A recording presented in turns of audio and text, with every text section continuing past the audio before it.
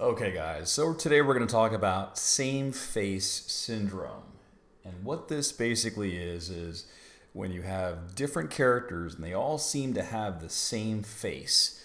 I've been guilty of this when I first started. I'm sure some of you are running into something similar where it doesn't really matter what the character is or who the character is, it always seems like they have the same type of face with maybe some small variations. So here's a case in point. Three different people or creatures, and you've got identical faces. So how do we solve this? How do we overcome, or how do we break out of this repetitive nature of having same face syndrome?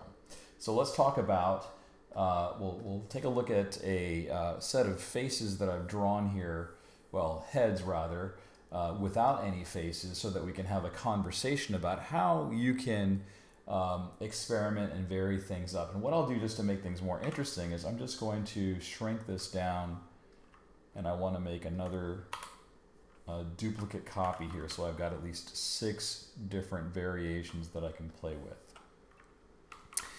And the first thing that we can do, we want to consider, first of all, placement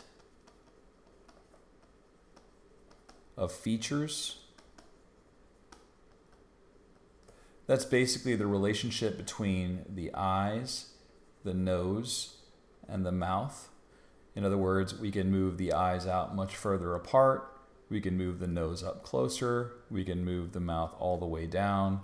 We can play with the placement of these features. Then the other thing is we can also experiment with proportion. Varying proportion of those features. So we're going to talk about both of those. In the top examples here, we're going to take a look at the placement of features. So what we'll do is we'll just start off by drawing a horizontal eye line. And in this particular example, I'm obviously dealing with a stylized character here, but we'll have 3 different variations. We'll just go ahead and have one horizontal line here in the middle, and then one towards the bottom. So this is the eye line for my character. And I'm just varying up the position of where the eye line is going to be. So this is my placement of features. And then what I can do is I can say, all right, well, where is the nose, the bottom of the nose going to be with respect to that? I'll maybe move it down here.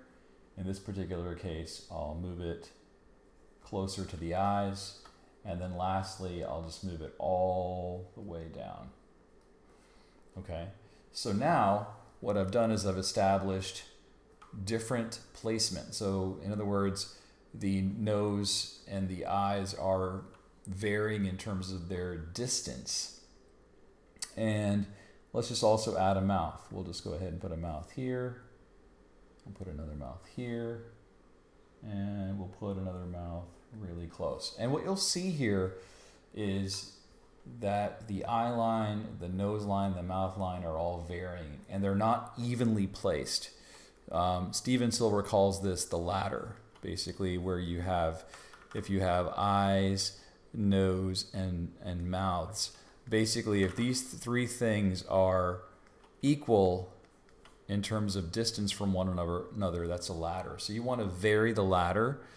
And you can kind of see that's what I'm doing here. The rungs of the ladder are different. So how do we work with that? Well, we can take the same features. Let me just go ahead and draw the eyes here. And I'll just move this over. Just maybe rotate it a little bit. And make another copy. And move it down. So you can see now I've got 3 different characters just by the way I've drawn or positioned the eyes on that horizontal eye line. Let's just draw the same nose. So what we'll do here is we'll just draw this nose like so. I'll make a copy of it. Obviously get rid of the excess. Make another copy of it.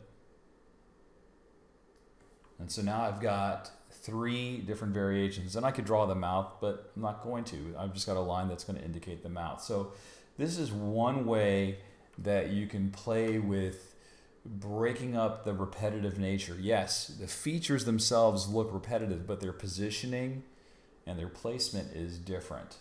So now that we understand that, let's now consider the same three examples, but now let's just position or vary the proportion of the eyes, nose, and mouth. So I'll just go ahead and draw my eye lines once again. And this time what we'll do is we'll just take the eyes and move them out. And this time what we'll do is we'll take the nose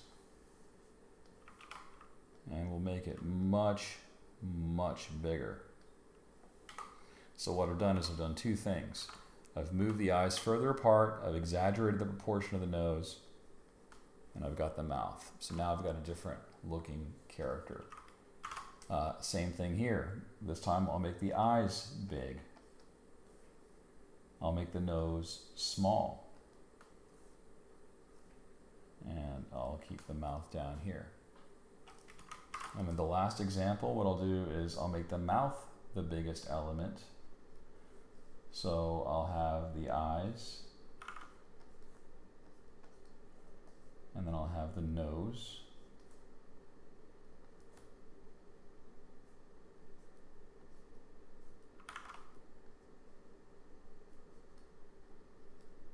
and now I've got the mouth.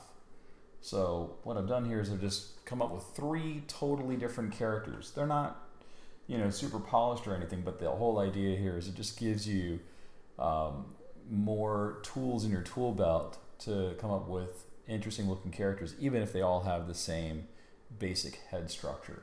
So let's now take this idea that we've come up with and now let's extrapolate that to the next example. So let's just take everything that I've got here, we'll just group it, we'll hide it, we'll turn on the female layer, turn off the male layer. So in this particular case, I've got three virtually identical heads here. So I'll start out with drawing some eyes. Maybe in this specific example, I'll vary the shape of the eyes. And in this case, I'll move the eyes up. I'll go for something that's even more stylized and cartoony, right? So it really depends upon what you're going for here. So, maybe I might have the nose proportions fairly large. For this example, I might have them very small. I'll really exaggerate the shape of the nose. So I've got three different noses, and got the lips. In this case, I'll make the lips small. In this case, I'll make the lips, I'll move the lips down. So I've got three totally different characters, even though the head shapes are identical. So let's just throw some eyes in there.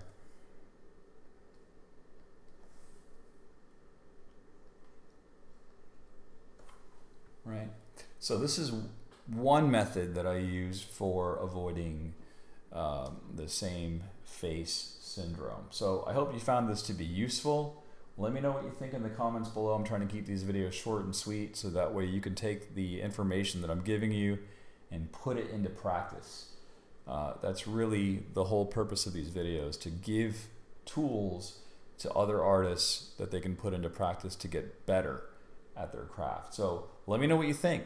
Did you learn something new from this video? Are there other techniques that you've developed to avoid same face syndrome? Let me know in the comments below. And as always, thank you for watching. I do appreciate it. And I will see you in the next video.